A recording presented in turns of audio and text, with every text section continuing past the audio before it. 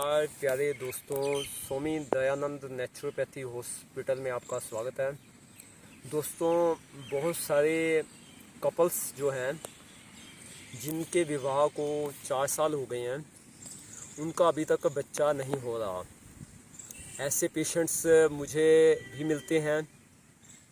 तो ऐसे पेशेंट्स को आज मैं क्या सलाह देना चाहता हूँ कि कैसे उनका जो बच्चा है वो नेचुरली हो जाए।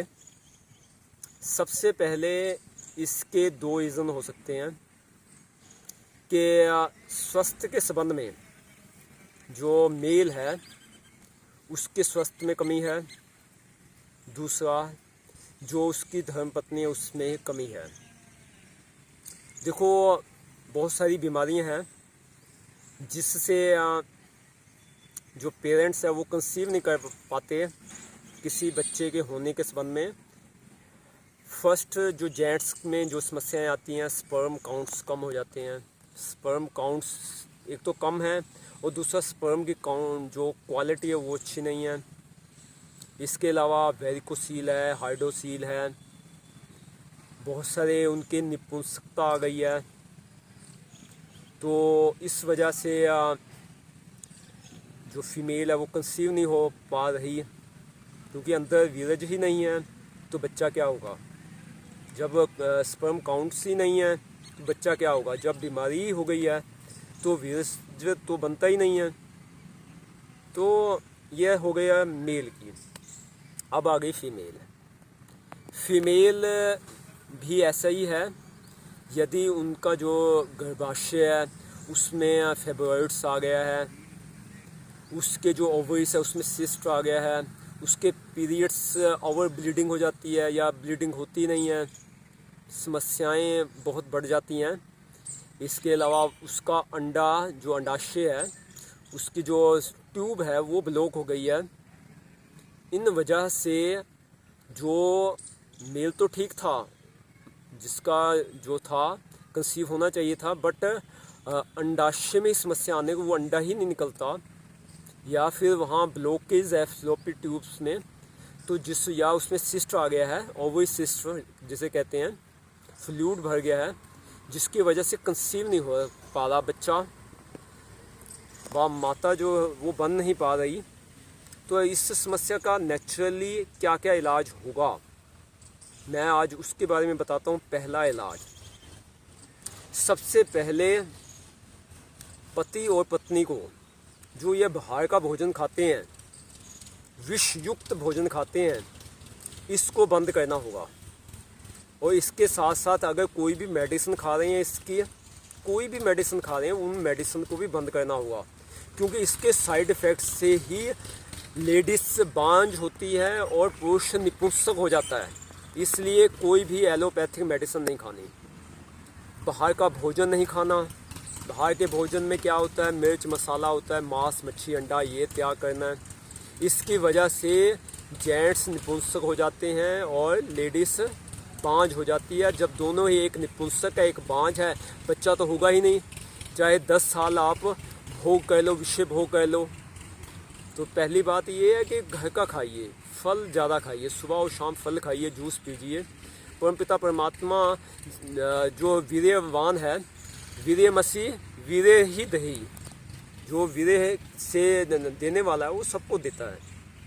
और जो निपुंसकता वो भी ख़त्म होती जाती है फलों को खाने से। शुद्ध देसी गाय का दूध वो पिलाया जाए लेडीज़ और जेंट्स को, जैसे उसका बच्चा पीता है, जिसका बच्चा हो, टीके वाला ना हो। इसके अलावा बाहर का कुछ भी नहीं खाना। घर में सात्विक गेहूं का आटा, जौ का आटा मिला के, साथ में मूंगी की दाल है, सब्जियां हैं, सलाद है, ये खाना चाहिए। तो इससे क्या है, उनके अंदर ताकत और बल का इंक्रीमेंट होगा और सब समस्याएं हल होती जाएंगी। अब दूसरी बात, 1 साल तक स्त्री और पुरुष को जिनका 4 साल से बच्चा नहीं हुआ, अगला अब 1 साल उन्होंने विषय भोग नहीं करना। ये मैं बहुत ही कॉन्फिडेंस से बात कर रहा हूँ, क्योंकि ऑलरेडी आपने विषय भोग 4 साल किया। ऐसा कोई भी नहीं होगा जिसने ट्राई ना किया हो। मीन्स जिसने बिना मतलब कि लेडीज़ और जेंट्स आपस में संपर्क में ना आए हों। इसलिए पहला तो ब्रह्मचार्य को सात्विक शक्ति को बढ़ाने दीजिए। अंदर हमारी आत्मा है, अपना जीवन आत्मा मन के जीना है हमने। शरीर बन के तो बहुत जी लिया, बहुत कह लिया, क्या बच्चा हो गया।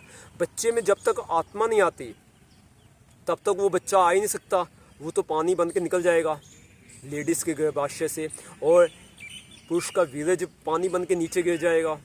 पर उससे किसी की संतान तो नहीं पैदा हुई, उसमें उस आत्मा, उस परम पिता परमात्मा की आत्मा तो नहीं आई।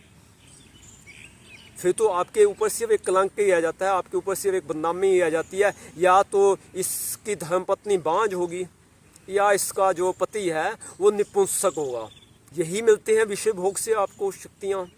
इससे अच्छा तो क्यों ना 1 साल ब्रह्मचार्य का पालन किया जाए, अपनी एनर्जी को बचाया जाए, इस विटल एनर्जी को। जब 1 साल के बाद आप जो स्त्री है उनका जो टाइम है मासिक पीरियड, उसके बाद के जो 15 दिन हैं उसमें अगर वो आपस में संसर्ग करेंगे तो अवश्य बच्चा होगा। अब आ गई तीसरी बात। तीसरी बात है कि मानसिक रूप से खुश होना। खुशी जो जब तक स्ट्रेस होगा तब तक उनमें वो रिलेशन बन ही सकते। अगर उनमें आपसी प्रेम प्यार नहीं है, आपसी डर का भाव है, आपसी अंधविश्वास है, तो भी कंसीव नहीं होगा। इसलिए जितने हो सके स्त्री और पुरुष को खुशी के मौके तलाशने चाहिए, खुश रहना चाहिए। खुशी कहीं बाहर से नहीं मिलती, पैसे से नहीं मिलती, ये तो अंदर का ही रास्ता है। पति को पत्नी के अच्छे कामों के लिए थैंकफुल होना चाहिए, पत्नी को पति के अच्छे कामों के लिए थैंकफुल होना चाहिए। अब आ गई चौथी बात।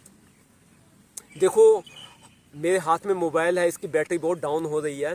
अगर मैं इसको रिचार्ज नहीं करूँगा तो ये ख़राब हो जाएगी। अब इसको रिचार्ज कैसे किया जाता है, वो चौथा पॉइंट है, अच्छी स्लीप। जो स्त्री पुरुष 8 घंटे रात को 8 बजे या 9 बजे सोते हैं और सुबह 4 बजे होते हैं, वो नपुंसक या बांझ नहीं होते। उनका सिस्टम बहुत बढ़िया होता है, वो कंसीव हो जाते हैं।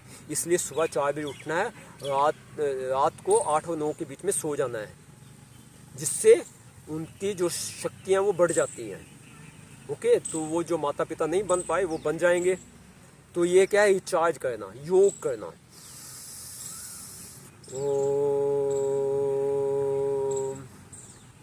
लेडीज़ या जेंट्स, इसकी बॉडी को बनाया है उस परम पिता परमात्मा की रचना है। अगर वो रचना को आगे बढ़ाना चाहता है तो माता वो बनेगी, वह उसका जो पति है वो पिता भी बनेगा। उसके लिए हमें मेडिटेशन और योग का सपोर्ट लेना चाहिए। इससे कभी भी स्ट्रेस नहीं होता, बॉडी रिलैक्स में रहता है, इंद्रियां मजबूत हो जाती हैं। देखो यह जो जनन इंद्रिय है तो वो क्या है, वो आपकी स्ट्रोंग तब होगी जब इसमें आप सात्विकता लेके आओगे। योग और आसन और मेडिटेशन से सात्विकता आती है, आपकी 5 इंद्रियां मजबूत होंगी। 5 ज्ञान इंद्रियां और 5 कर्म इंद्रियां ये मजबूत हो जाएंगी। इस तरह से ये आपकी समस्या हल हो जाएगी। अगर किसी ने मेरे से पर्सनल ट्रीटमेंट लेना है तो मेरा व्हाट्सअप नंबर है 93 508 34 93 562 34 इंडिया से बाहर हैं तो +91 लगा दीजिए। अगर यह वीडियो आपको अच्छा लगा लाइक तथा शेयर कीजिए। जिसको भी यह वीडियो की आवश्यकता है उसको व्हाट्सअप करना ना भूलिए। आप सब ने इस वीडियो को देखा, आप सबका बहुत बहुत धन्यवाद। Thank you.